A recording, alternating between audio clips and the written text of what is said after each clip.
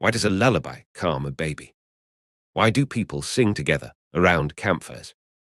Why does a familiar melody make us feel comfortable, even when we are completely alone?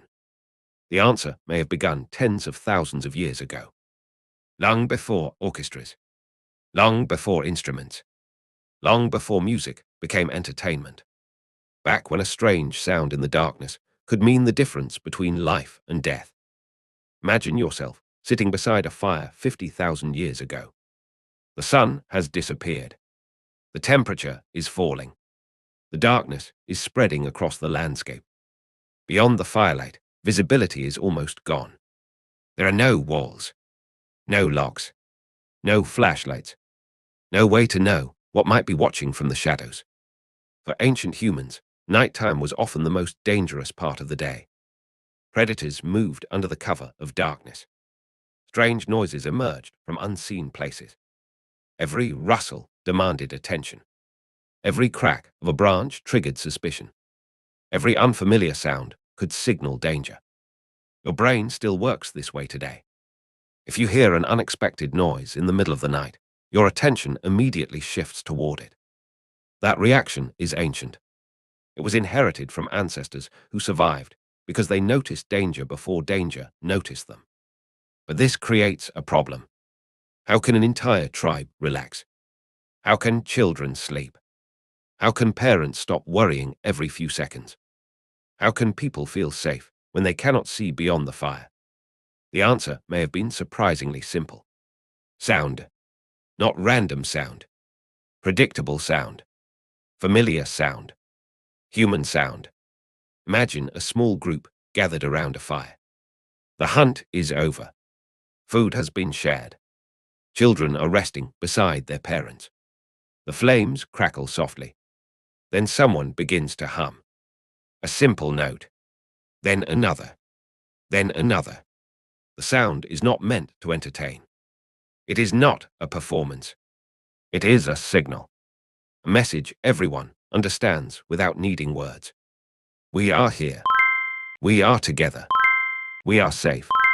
At first glance, that may not seem remarkable. But imagine what happens when the humming suddenly stops. The silence becomes noticeable. People look up. They listen. Something feels different. Because the sound was carrying information all along.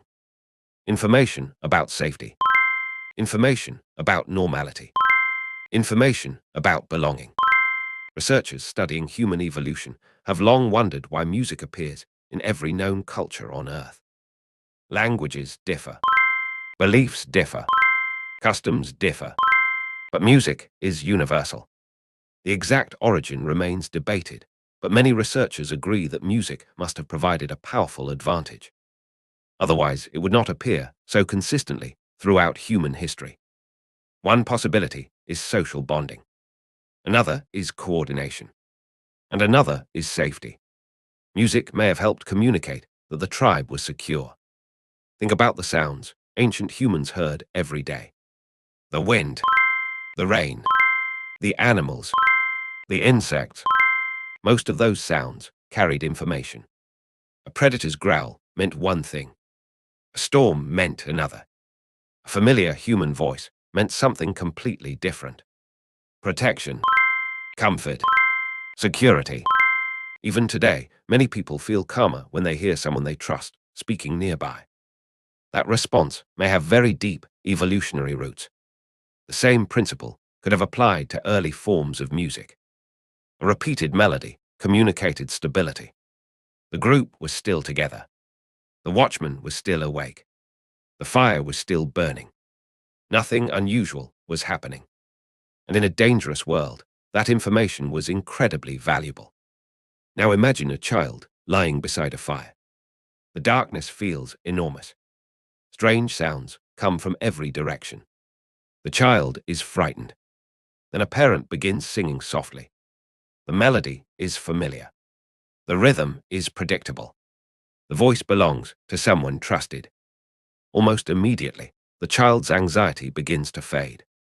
Sound becomes reassurance, protection, comfort, security.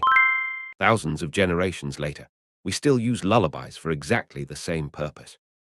Modern parents rarely think about it, but lullabies may represent one of humanity's oldest technologies.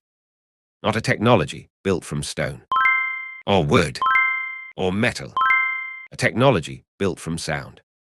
As human societies grew more complex, these simple vocal signals evolved. A repetitive hum became a chant. A chant became a song. A song became tradition. And traditions survived across generations.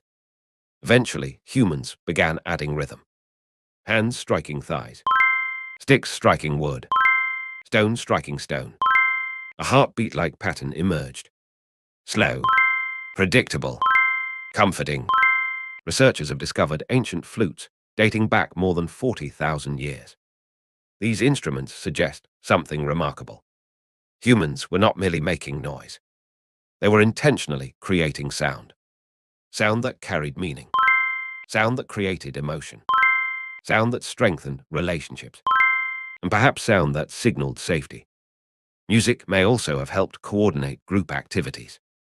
Imagine several hunters traveling together.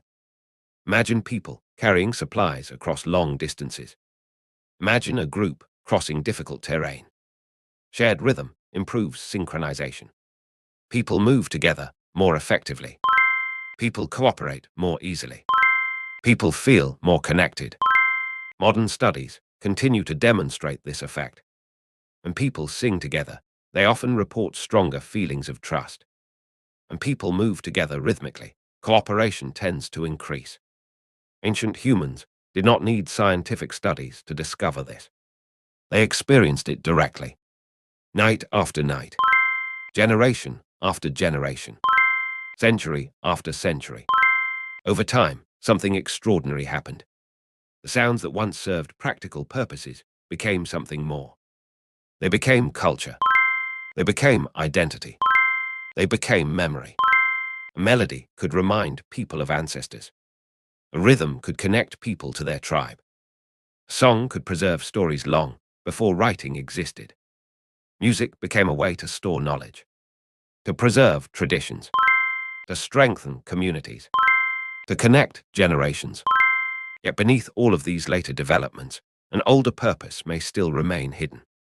A purpose that existed before instruments, before performances, before entertainment, before art itself. A purpose that began beside ancient fires in the darkness, to communicate one simple message. We are here. We are together. We are safe. And perhaps that is why music still affects us so deeply today.